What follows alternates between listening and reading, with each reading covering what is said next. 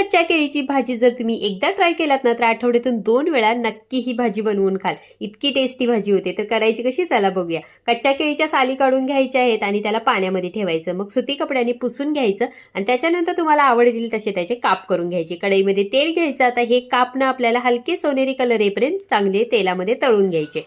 आता याच तेलामध्ये उभा कट केलेला कांदा आणि टोमॅटो सुद्धा चांगला परतून घ्यायचा आणि मिक्सरच्या भांड्यात घेऊन गार झाल्यानंतर पेस्ट करून घ्यायची. आता राहिलेल्या तेलामध्ये जिरं, मोहरी, केलेली कांदा टोमॅटोची पेस्ट, आलं लसूण पेस्ट घालून तेल सुटेपर्यंत परतून घ्यायचं. आता याच्यामध्ये हळद, सब्जी मसाला आणि लाल तिखट घालायचं. तेल सुटेपर्यंत चांगलं परतून घ्यायचं.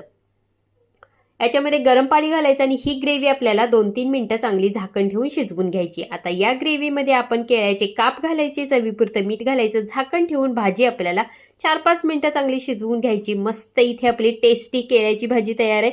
नक्की ट्राय करून बघा. रेसिपी आवडली असेल तर लाईक, शेअर